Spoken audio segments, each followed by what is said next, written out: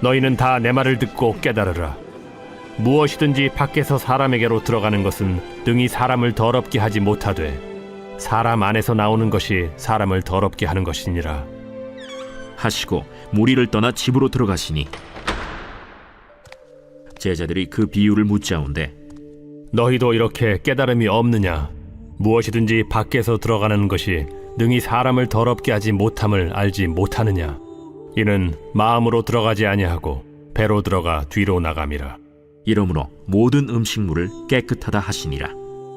사람에게서 나오는 그것이 사람을 더럽게 하느니라. 속에서 곧 사람의 마음에서 나오는 것은 악한 생각 곧 음란과 도둑질과 살인과 간음과 탐욕과 악독과 속임과 음탕과 질투와 비방과 교만과 우매함이니 이 모든 악한 것이 다 속에서 나와서 사람을 더럽게 하느니라. 할렐루야. 오늘 하루도 주 안에서 강건하시고 평안하시길 소망합니다. 오늘은 마가복음 7장의 두 번째 시간입니다. 어제 본문에서 예수님은 고르반 문제를 들어 종교 지도자들의 위선과 외식을 책망하셨습니다. 그 후 예수님은 제자들을 불러 모아 다시 원래 주제였던 식사 전에 손을 씻는 문제에 대해서 말씀하십니다. 14절을 보겠습니다. 무리를 다시 불러 이르시되 너희는 다 내 말을 듣고 깨달으라. 오늘 이 아침에 주님께서 주시는 말씀을 온전히 깨달아 외식하는 신앙이 아닌 신실한 신앙으로 굳건하게 세워지기를 소망합니다. 그럼 깨달아야 할 말씀 15절과 16절을 함께 보겠습니다. 무엇이든지 밖에서 사람에게로 들어가는 것은 능히 사람을 더럽게 하지 못하되 사람 안에서 나오는 것이 사람을 더럽게 하는 것이니라 하시고, 종교 지도자들과 정결 논쟁을 하신 후 예수님은 무리를 다시 불러 음식 먹는 규정에 대한 대원칙을 말씀하십니다. 그것은 사람이 더러운 음식을 먹어서 더러워지는 것이 아니라 마음에 있는 더러움이 밖으로 나와서 더러워진다는 것입니다. 우리는 예수님께서 하신 말씀의 뜻을 알 것 같은데 당시 제자들에게는 이 말이 이해가 어려운 내용이었습니다. 그래서 무리를 해산한 후에 집에 따로 모였을 때 제자들이 예수님께 다시 묻습니다. 17절입니다. 무리를 떠나 집으로 들어가시니 제자들이 그 비유를 묻자온대. 제자들이 예수님의 말씀을 이해하지 못했던 이유는 이들이 유대교의 음식 규정을 따라 먹을 수 있는 음식의 종류를 엄격하게 제한하고 부정한 음식은 아예 먹지 않았기 때문입니다. 사실 유대교 신앙의 중요한 부분 중 하나가 부정함을 경계하는 것입니다. 부정해진다는 것은 하나님께 나아감에 걸림이 된다는 것과 비슷한 의미를 가집니다. 우리 현대 그리스도인들은 하나님이 어디에나 계시며 내 마음에도 계신다 생각하지만 구약의 유대인들은 하나님은 오직 성전에 계시며 지성소의 언약궤 위에 계시는 분으로 생각합니다. 그래서 하나님께 나아가고 하나님께 긍휼과 구원을 얻기 위해서는 성전으로 나아가야 하는 것이죠.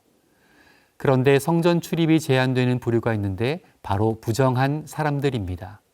이방인들, 질병이나 출혈이나 신체적 부정함이 있는 사람들, 그리고 이런저런 이유로 부정하게 된 사람들은 하나님께 나아갈 수 없게 됩니다. 그리고 유대인 중에서도 구별된 레위인들이 성전에서 봉사할 수 있으며 그 중에서도 대제사장만 지성소에 들어가 하나님 앞에 설 수 있지만 이들마저도 부정하게 되면 성전 봉사의 직무에서 잠시 물러나야만 했습니다. 이만큼 부정함을 입는다는 이슈는 유대인들에게는 아주 경계해야 할 부분인 것입니다. 그래서 사도행전 10장의 내용처럼 베드로도 욥바에서 음식 환상을 보기 전까지는 음식 규정을 계속 지키고 있었고 초대교회에서도 이 음식의 규정은 큰 논쟁의 주제 중 하나일 정도로 유대인들에게는 신앙에 중요하고도 몸에 깊숙이 밴 그런 부분입니다. 그런데 예수님께서는 먹는 것에는 문제가 없다고 하시니 그 말의 의미가 쉽게 받아들여지지는 않는 것이었습니다. 혼란스러워하는 제자들에게 예수님께서 설명을 해주십니다. 18절부터 보겠습니다. 예수께서 이르시되 너희도 이렇게 깨달음이 없느냐? 무엇이든지 밖에서 들어가는 것이 능히 사람을 더럽게 하지 못함을 알지 못하느냐? 이는 마음으로 들어가지 아니하고 배로 들어가 뒤로 나감이라. 이러므로 모든 음식물을 깨끗하다 하시니라. 음식물은 종류에 상관없이 소화기관을 통해 소화되고 배설물로 나가게 됩니다. 음식은 음식일 뿐 무엇을 먹느냐에 따라 그것이 죄로 연결되지 않는다는 의미입니다. 예수님께서 이어서 하시는 말씀을 보면 결국 사람을 더럽게 한다는 말의 의미는 죄를 짓게 된다는 것으로 연결한 것을 볼 수 있습니다. 20절부터 보겠습니다. 또 이르시되 사람에게서 나오는 그것이 사람을 더럽게 하느니라.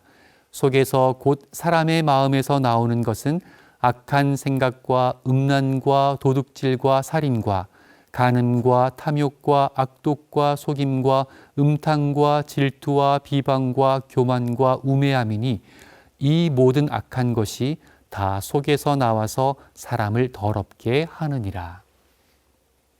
이 모든 악한 것, 그러니까 사람을 영적으로 병들게 하고 하나님 앞에 죄악되게 만드는 것은 음식 때문이 아니라 사람의 속에서 나오는 죄의 욕망들 때문이라는 것입니다.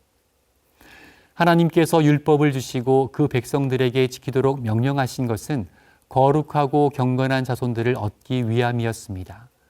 그런데 거룩의 본질을 오해한 사람들은 피상적인 것에만 몰두하고 정작 중요한 속사람에 대해서는 간과해 왔습니다.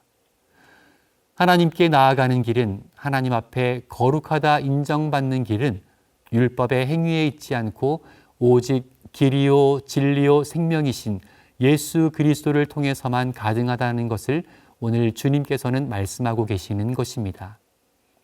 사랑하는 성도 여러분, 유대인들은 아직도 먹는 문제로 고민하고 그 행위를 옳다고 여기지만 우리는 오직 예수님 안에서 자유하는 줄로 믿습니다.